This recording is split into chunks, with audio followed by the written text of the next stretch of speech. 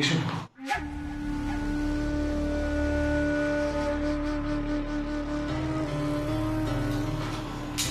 কি হলো শোনো, তুমি আমার কাছ থেকে দূরে চলে যাচ্ছ না? Any problem? আমার কাছে এসো না। Okay okay, let me tell you one thing. You are so beautiful. একদম আমার স্বপ্নে দেখা রাজকুমারের মতো দেখতে তোমাকে। সত্যি? হ্যাঁ সত্যি তো, সত্যি সত্যি সত্যি। আমি কখনো ভাবিনি কিন্তু আমার স্বপ্নে দেখা রাজকুমারের মতো হুবহু তোমাকে দেখতে হবে। আমি কখনো ভাবিনি যে একদিন আমার স্বপ্নটা এইভাবে পূর্ণ হবে। কি কি হলো আমার? আমার তুমি দূরে চলে যাচ্ছ। আমার কাছে এসো না, এসো এসো।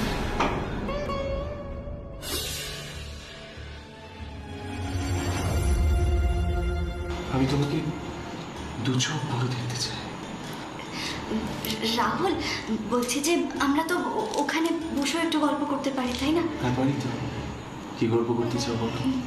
গল্প ওই তো ঠাকুমার ঝুলির গল্প, ব্যঙ্গমা ব্যঙ্গমীর গল্প। আচ্ছা হ্যাঁ। আরে হ্যাঁ। কি বলছো ঠাকুমার ঝুলি? কি ব্যাপার অনামিকা, তোমার সিঁথিতে সিঁদুর কেন? আর তোমার হাতে তো শাখা পড়া, তার মানে তুমি বিবাহিতা।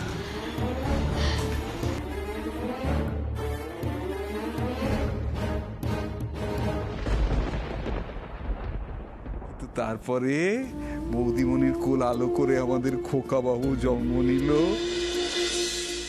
যখন খোকাবাবু টলমলো পায়ে ওই চৌকাঠ পেরোতে শিখলো, যখন আধো আধো স্বরে মাকে মা, পিসিকে পিচি আর এই রায়চরণকে চন্ন বলতে শিখলো, তখন আমার আকাশটা একেবারে ঝলমল করে উঠলো। আমার সারা দিন রাত শুধু খোকাবাবু আর খোকাবাবু, খোকাবাবু আর খোকাবাবু। বেশ দিন কাটছিল, কিন্তু নিয়তির বোধহয় সইল না। ছোটদাদাবাবুর বদলি হয়ে গেল পদ্মার পারে এক গাঁয়ে। সেখানেও দিব্যি দিন কাটছিল, কিন্তু প্রকৃতির নিয়মে এলো বর্ষাকাল। পদ্মা রাক্ষসী হয়ে উঠল। তার তখন অসীম খিদে। সে তখন সেই খিদেতে তার গব্বে পুচ্ছে ধান, ক্ষেত, মাঠ, বাড়ি, মানুষ, গরু, ছাগল। সে একেবারে জন্মের খিদে। আমাদের বাড়িটা একটু উঁচু দিকে ছিল বলে রক্ষে, কিন্তু শেষ রক্ষে তো হলো না। এই সময় ওই বলে রাখা ভালো যে ওই খোকাবাবুর জন্য শহর থেকে একটা ঠেলা গাড়ি এসেছিল। আমি রোজ বিকেলে ঠেলা গাড়িতে খোকাবাবুকে চাপিয়ে ওই পদ্মার ধারটায় বেড়াতে নিয়ে যেতাম। অনেকটা দূরে, কিন্তু ওই পাশটায় বেড়াতাম। পদ্মার ছলাচ্ছল করে জলকেলি করতো, আর তাই দেখে দুহাতে তালি দিয়ে ওই খোকাবাবু খিলখিল করে হাসতো। ভারী সুন্দর লাগতো। একদিন খোকাবাবু কি হলো কি খেয়াল, বাচ্চা মানুষ তো, দূরে একটা কদম গাছ দেখি আমাকে বললে, চন্ন ফু, চন্ন ফু। আমি বললাম না না, ফুল পরে হবে। কিন্তু কে কার কথা শুনে? বাচ্চা মানুষ তো, সেই আবদার ধরে বসেছে, খালি বলছে ফুলগুলো দেখিয়ে, চন্ন ফু, চন্ন ফু, চন্ন ফু। সেই কাতর আবদার কি সামলানো যায়? আমি তখন বললাম যে তুমি খোকাবাবু সাবধানে এখানে বসে থাকো বলছি। তুমি কোথাও নড়বে না কিন্তু। আমি যাবো আর আসবো, তোমার ফুল নিয়ে আমি যাবো আর আসবো, তুমি কোথাও নড়বে না বলে ছুটতে গিয়ে আমি ওই কদম গাছে উঠে top top top top top করে কদম ফুলগুলো তুলে নিয়ে ছুটে এসে দেখি কোথায় খোকাবাবু, কোথায় ঠেলা গাড়ি, কিচ্ছু নেই। শুধু পদ্মার ছলাচ্ছল।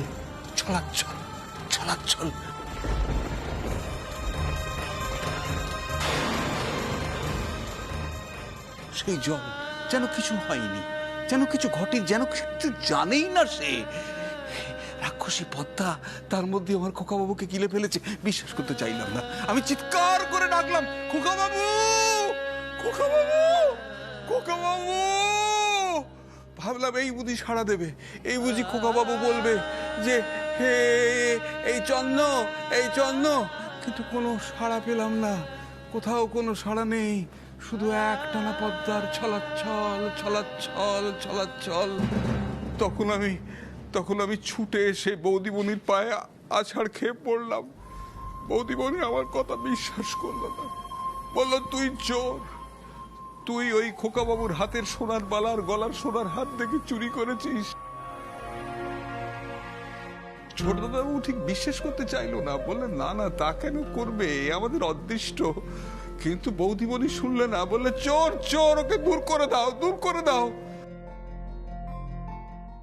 কি হলো অনামিকা, তুমি বিবাহিতা তাই তো?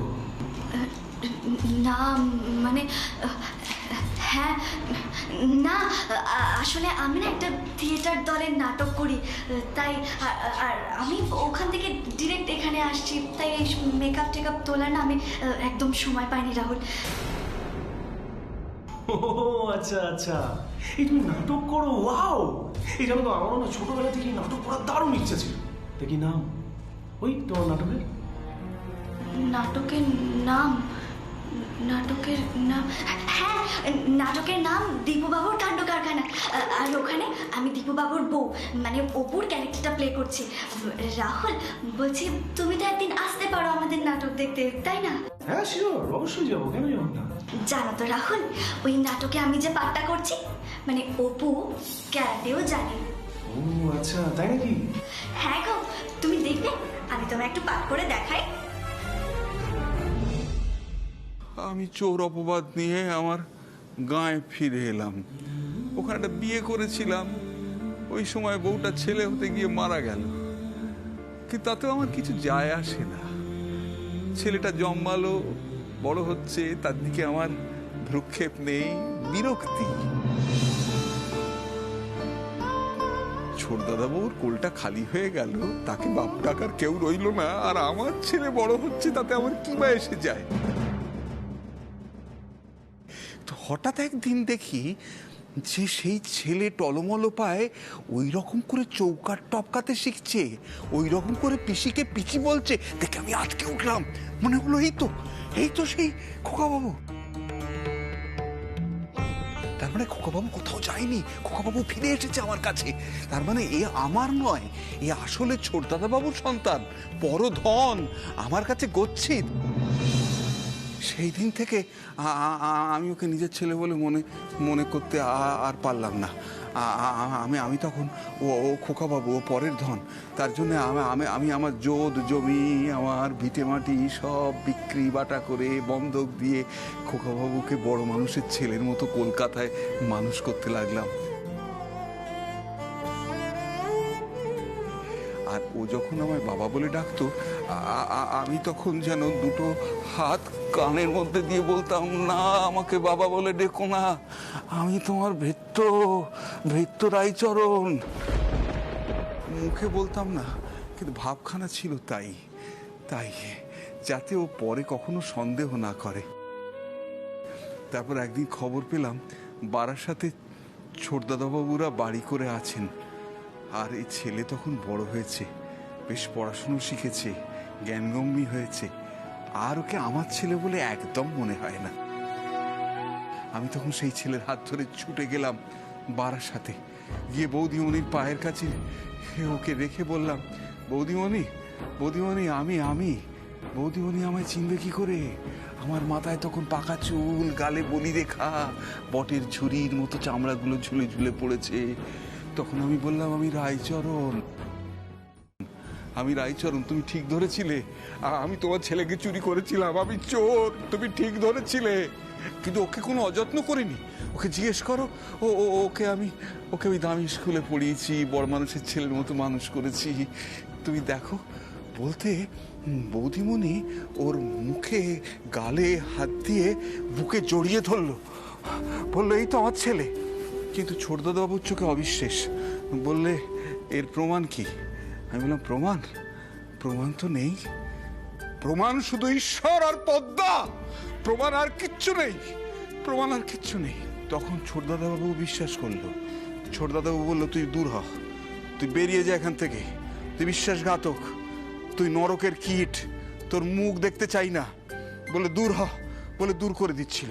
সেই সময় ছেলে দয়া পরবশ হয়ে বলল, বাবা যাই হোক, ও কিন্তু আমায় বেশ আদরে যত্নে মানুষ করেছে। ও গরিব, ওকে মাসে মাসে কিছু করে টাকা পাঠিয়ে দিই। তখন আমি বাক্যহারা, আমার মুখে আর কথা সরে না। এতদিন ছেলে মানুষ করেছি, আমার খোকাবাবু আমার প্রাপ্য মিটিয়ে দিয়েছে। তারপর আমি সেই বাড়ির দরজা থেকে বেরিয়ে গেলাম। ঠিকানা একটা দিয়ে এসেছিলাম, আমি জানতাম সেই ঠিকানায় ওরা কোনোদিন আমাকে পাবে না, খুঁজবেও না হয়তো। তারপর ধীরে ধীরে চলেছি, পথ চলেছি। আমি তো আমার কর্তব্য শেষ করেছি, ভৃত্য রাইচরণ তার কর্তব্য সম্পূর্ণ করেছে। ব্যাস, দেখি কোথায় যাই, কোথায় যাই।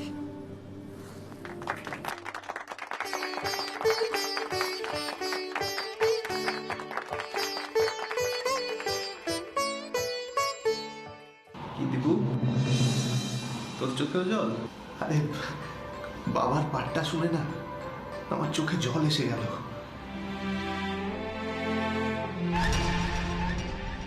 অপুটার সাথে থেকে থেকে এই দীপুটাও এত ন্যাকা হয়েছে না, অসহ্য। সারাক্ষণ মিলেই অপু ফরফর করে উড়ে বেড়াচ্ছে। আগে ফাংশনটা শেষ হোক, তারপর কি করে পালক ছাড়াতে হয় সেটা আমি খুব ভালো করেই জানি। এবার তোমাদের সবার সামনে রবীন্দ্রসঙ্গীত গেয়ে শোনাবে আমাদের সেজ বৌদি সুপর্ণা মুখার্জি।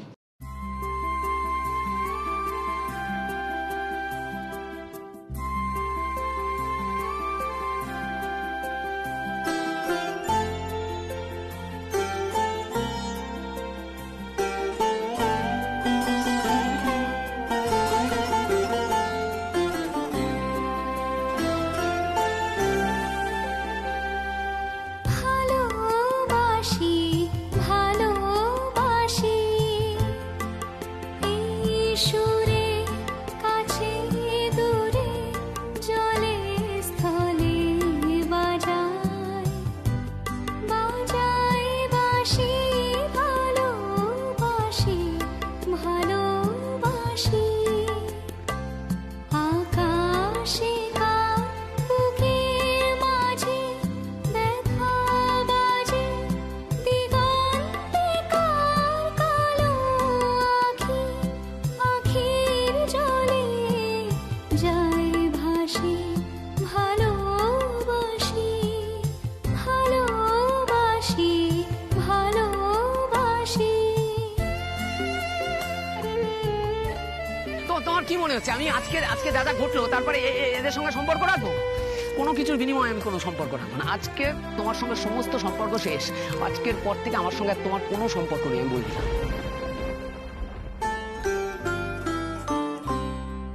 সেই সুরে সাগর কুলে বাঁধন খুলে অতল রোদন উঠে দুলে।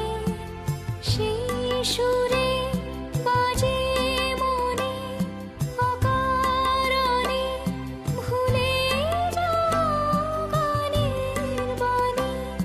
ভোলা দিনের কাঁদন কাঁদন হাসি। ভালোবাসি ভালোবাসি ভালোবাসি ভালোবাসি এই সুরে কাছে দূরে জলে স্থলে বাজায় বাজায় বাঁশি। ভালোবাসি ভালোবাসি।